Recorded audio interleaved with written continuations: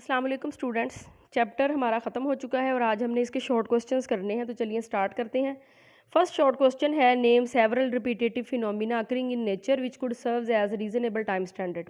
ठीक है, नेचर के वो फिनोमिनस जो अपने आप को एक ख़ास टाइम के बाद रिपीट करते हों, वो एक ख़ास टाइम इंटरवल के बाद अपने आप को रिपीट करते हैं, उनको कहते हैं रिपीटेटिव फिनोमिना। तो कौन से हो सकते हैं? जैसे मौसमों का आना जाना, सर्दी है एक टाइम के बाद आती है, गर्मी है एक टाइम के बाद आती है, बहार है, ख़ज़ां है। तो इनको आप देखिए, आपने किसी को ना टाइम का ऐसे बताना है। आप कह रहे हैं कि जी मैंने ये काम करना है तो मैं अगली सर्दियों में जो है वो करूँगा। आपको पता है कि अगली सर्दियाँ जो है वो एक इसी टाइम पे आनी है, यानी एक ख़ास टाइम के बाद जो है वो आपको आनी है दोबारा से। ठीक है, तो आप किसी को उस टाइम का जो है वो बता देते हैं। ठीक है, तो इस तरह से नेचर में कौन से ऐसे फिनोमिनन्स हैं जो अपने आप को एक ख़ास टाइम के बाद रिपीट करते हैं और आप उनको एक टाइम स्टैंडर्ड के तौर पे ले सकते हैं। ठीक है, तो सूरज का निकलना और गरूब होना, उसका भी एक टाइम मुकर्रर है। तो आप कह सकते हैं जी मैं आपको, जो मैंने आपसे पैसे लिए ना, कल जब सूरज निकलेगा तो मैं आपको दूंगा, क्योंकि आपको पता है कि सूरज एक ख़ास टाइम के बाद निकलना है। ठीक है, उसके बाद चाँद जो है वो निकलता है, यानी जो हमारी मून की रोटेशन है अर्थ के गिर्द, वो भी आपको पता है कि एक ख़ास 28-29 दिन के बाद उसने दोबारा से आना होता है। तो आप उसको भी टाइम स्टैंडर्ड के तौर पे यूज़ कर सकते हैं। उसके बाद हमारी ज़मीन जो है, यानी सूरज के गिर्द घूम रही है, अपने एक्सिस के गिर्द भी घूम रही है, तो उसमें रात और दिन का बदलना वो भी एक ख़ास टाइम के बाद है। ठीक है, तो इस तरह से ये कुछ रिपीटेटिव फिनोमिनन्स हैं जो नेचर में आप यूज़ कर सकते हैं टाइम स्टैंडर्ड के तौर पर। उसके बाद सेकंड है, give the drawback to use period of a pendulum as a time standard. चले, टाइम पीरियड क्या होता है पेंडुलम का? T is equal to 2πL/G। बच्चों, स्टैंडर्ड का मतलब क्या है? स्टैंडर्ड का मतलब है जो चीज़ असेस में भी हो और वेरिएबल भी ना हो, यानी उसको इनवेरिएबल हो, चेंज ना हो। कहीं भी आप उसको ले जाएं, गर्मी में, सर्दी में, ऊंचाई पे, कहीं भी आप ले जाएं, तो उसकी वैल्यू चेंज ना हो, तभी आप उसको टाइम स्टैंडर्ड के तौर पे यूज़ कर सकते हैं। तो क्या टाइम पीरियड जो है सिंपल पेंडुलम का, उसको आप टाइम पीरियड के तौर पे, टाइम के तौर पे यूज़ कर सकते हैं? उसके क्या नुकसानात हैं?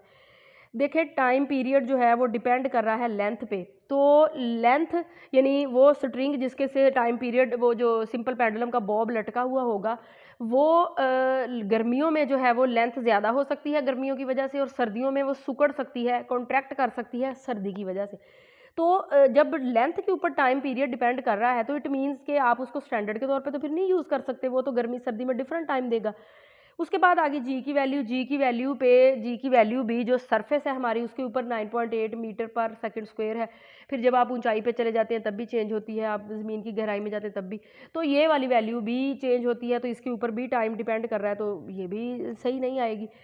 उसके बाद फ्रिक्शन जो है वो इन्वॉल्व हो सकती है। जब आप फ्रिक्शन कहीं भी टाइम पीरियड को जो है वो आप रखेंगे, हवा ज़्यादा चल रही होगी तो फ्रिक्शन इसके ऊपर असर करेगी, तो तब भी इसकी वैल्यू में फ़र्क आ सकता है। तो इट मीन्स कि हम टाइम पीरियड, ये जो सिंपल पेंडुलम का टाइम पीरियड है, इसको टाइम स्टैंडर्ड के तौर पे यूज़ नहीं कर सकते। 3 है, why do we useful find it useful to have two units amount of substance, the kilogram and the mole. तो किलोग्राम और मोल क्यों लेते हैं किसी भी यानी कि आप मैटर को लेने के लिए, जब आप उसको 2 यूनिट जो है वो आप उसको क्यों लेते हैं? जैसे उसका मैथ लेने के लिए 2 यूनिट क्यों लेते हैं? तो देखें, एक तो होता है मैक्रोस्कोपिक लेवल। मैक्रोस्कोपिक लेवल का मतलब है जब आपको क्वांटिटी ऑफ मैटर से मतलब होता है कि कितनी क्वांटिटी आ रही है, तो आप किलोग्राम यूज़ करते हैं, क्योंकि उसमें आपको ये नहीं होता कि नंबर ऑफ मालिक्यूल जितने आने चाहिए इतने, जितना वो क्वांटिटी ऑफ मैटर आ गया ठीक है। मैक्रोस्कोपिक लेवल आम ऑर्डिनरी जैसे ऑब्जेक्ट के लिए आप लेते हैं, उसके लिए फिर आप किलोग्राम यूज़ करते हैं। लेकिन जब आप मोल की बात आती है ना, तो उसमें आ जाते हैं नंबर ऑफ मालिक्यूल्स जो है वो आ जाते हैं। ठीक है, वहाँ पे फिर आपने क्या करना होता है कि नंबर ऑफ पार्टिकल, जो भी आप सब्सटेंस ले रहे हैं उसमें एक जैसे नंबर ऑफ पार्टिकल जो है वो आने चाहिए। तो इसलिए हम मोल यूज़ करते हैं, क्योंकि उसमें जो हमारा नंबर आता है 6.02 इंटू 10⁻23, वो सब के लिए एक जैसा ही आता है। जैसे आप माइक्रोस्कोपिक लेवल पे जब चीज़ ले रहे होते हैं ना, गैसेस के एटम वगैरह आपने लेने हैं, उसको आपने जब करना है मैथ उसका लेना है, तो आप मोल में लेते हैं, फिर आप किलोग्राम में नहीं लेंगे, क्योंकि वो बहुत डिफरेंट जो है वो आएंगे। तो इसलिए माइक्रोस्कोपिक लेवल पे आप मोल यूज़ करते हैं, और आम ऑर्डिनरी यानी मैक्रोस्कोपिक लेवल पे आप यूज़ करते हैं केजी। नेक्स्ट है, 3 student measure the length of a needle with a scale on which minimum division is 1 mm, point to be noted. 1 mm का मतलब है जिस नीडल को जिस इंस्ट्रूमेंट से मेजर किया गया है ये उसका लीस्ट काउंट है, यानी ये आ गया 0.001 मीटर। ठीक है, ये आ गया। जो रीडिंग ले रहा है वो रीडिंग कुछ ये टाइप की आ रही है, 2145 मीटर, 21 मीटर, 214 मीटर। इन तीनों में से ज़्यादा सही रीडिंग, करेक्ट रीडिंग कौन सी है? वही होगी जिसकी प्रिसीजन सबसे ज़्यादा होगी। तो कैसे कैसे आप पता चलाएंगे? इंस्ट्रूमेंट की तरफ देखकर, इंस्ट्रूमेंट के लीस्ट काउंट की तरफ देखकर।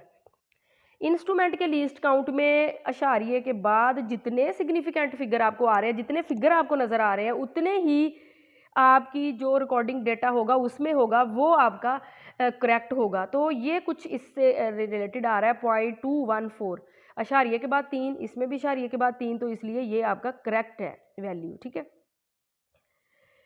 An old saying is that a chain is only as strong as its weakest link. What analogous statement can you make regarding experimental data used in a computation? जी, एक chain उतनी ही मजबूत होती है जितना उसका जो वीकेस्ट लिंक होता है ना वो उसको सपोर्ट करे। ठीक है, आप चेन का आपको पता है इस तरह से कड़ियाँ से कड़ियाँ जुड़ी हुई होती हैं। याद रखें बच्चों, ये कड़ी जितनी मर्जी मजबूत हो, ये जितनी मर्जी मजबूत हो, लेकिन ये कड़ी जहाँ से जुड़ी हुई है, ये जो इसका लिंक है जहाँ पे जुड़ी हुई है, वो भी मजबूत होना ज़रूरी है। अगर वही कमज़ोर होगा तो चेन तो कमज़ोर ही होगी। चेन की मजबूती का जो दारोमदार है वो इस लिंक के ऊपर है। Excuse me. तो जितना ये लिंक जो है वो वीक होगा, चेन उतनी ही वीक होगी। जितना लिंक स्ट्रॉन्ग होगा उतनी ये चेन स्ट्रॉन्ग होगी। ठीक है, कड़ियाँ मजबूत हों लेकिन जहाँ से जुड़ी हुई है वो चीज़ ही मजबूत ना हो तो चेन तो कमज़ोर ही होगी। इसको हमने रिलेट करना है हमारे एक्सपेरिमेंटल डेटा से। चलें, कैसे? आपका एक्सपेरिमेंटल डेटा उतना ही मजबूत होगा जितना कि आपकी लीस्ट एक्यूरेट जो फैक्टर आ रहा होगा वो। चलिए एग्जांपल से आपको समझाने की कोशिश करती हूँ कि आप 4-5 रीडिंग ले रहे हैं। उन 4-5 रीडिंग में एक आपका आ रहा है लीस्ट एक्यूरेट, यानी जिसमें एरर का चांस बहुत ज़्यादा आ रहा है, तो आप उसको इग्नोर कर देते हैं जी कि 5-6 रीडिंग तो मेरी ठीक आ रही हैं, ये एक में अगर एरर का चांस ज़्यादा आ भी रहा है तो ठीक है, मेरा रिजल्ट ठीक आ जाएगा। नो, आपका जो रिजल्ट है वो ख़राब ही आएगा।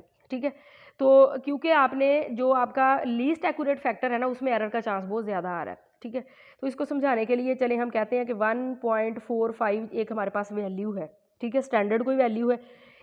आप मालूम कर रहे हैं अपना कोई इंस्ट्रूमेंट लेके, तो आपके पास आ रहा है 1.44, आपके पास आ रही है 1.43, और एक आपके पास आ रही है 1.45, और एक आपके पास आ रही है 1.41।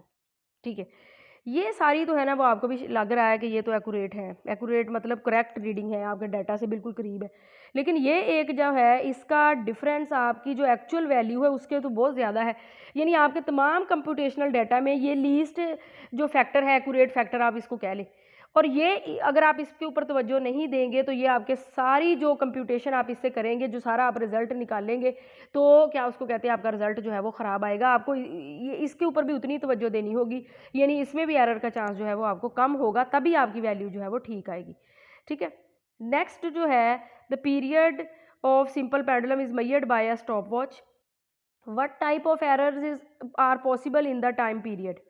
स्टॉप वॉच से आप टाइम ले रहे हैं, उसमें क्या एरर आ सकते हैं? दोनों आ सकते हैं। रैंडम एरर भी आ सकता है, सिस्टमैटिक एरर भी आ सकता है। सिस्टमैटिक एरर आ सकता है कि आपने जो स्टॉप वॉच यूज़ कर रहे हैं उसका ज़ीरो एरर उसमें मौजूद होगा। ठीक है, वो आ सकता है। आपको पता है कि सिस्टमैटिक एरर जो है वो उसके लिए करेक्शन फैक्टर मौजूद होता है। आप कोई भी और वॉच ले सकते हैं जिसमें ज़ीरो एरर ना आ रहा हो, तो तब उसको मिनिमम जो है वो या उसको करेक्ट किया जा सकता है।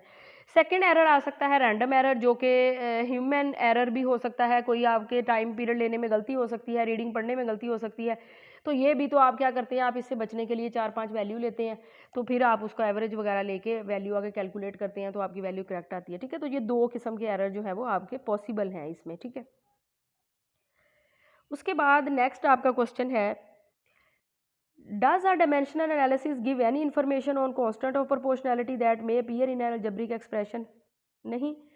डायमेंशनल एनालिसिस जो है वो आपको जो आपकी वैल्यू आ रही होती है, यानी उसमें जो भी आप ले रहे होते हैं, 2 वैल्यूज़ जो है वो फार्मूला दिया गया है आपको, आप उसका डायमेंशनल एनालिसिस आपने करना है कि होमोजेनिटी या इस तरह को कुछ चेक करना है।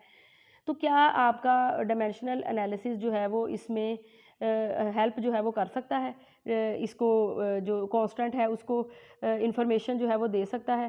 तो कांस्टेंट के बारे में जो है वो डायमेंशनल एनालिसिस जो है वो कोई भी इंफॉर्मेशन जो है वो नहीं देगा। ये आपको जो फैक्टर दिए गए होंगे ना आपके फार्मूले में, ये उसकी होमोजेनिटी को चेक करेगा और आपका जो कर सकते हैं वो, ठीक है। ये जो कांस्टेंट है ना उधर दिया गया, वो उसके बारे में ये आपको इन्फॉर्मेशन नहीं देगा। आप इसकी होमोजेनिटी चेक कर सकते हैं, करेक्टनेस चेक कर सकते हैं, जो फिजिकल क्वांटिटी दी गई है उससे, उसकी डायमेंशन लेके, लेकिन ये आपको जो उसका कांस्टेंट है उसके बारे में इंफॉर्मेशन नहीं देगा। चले, right the dimension of pressure and density.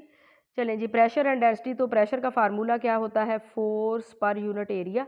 तो आपके पास फोर्स जो है वो एम ए आता है, एरिया जो है वो आपको पता है। तो एम जो है वो मैस है, ए जो है वो मीटर पर सेकंड स्क्वायर है और एरिया जो है ये होता है मीटर स्क्वायर। तो इन सब की आपने यूनिट लिखनी है, यूनिट लिखने के बाद आपने इनकी डायमेंशन जो है वो लिखनी है, ठीक है।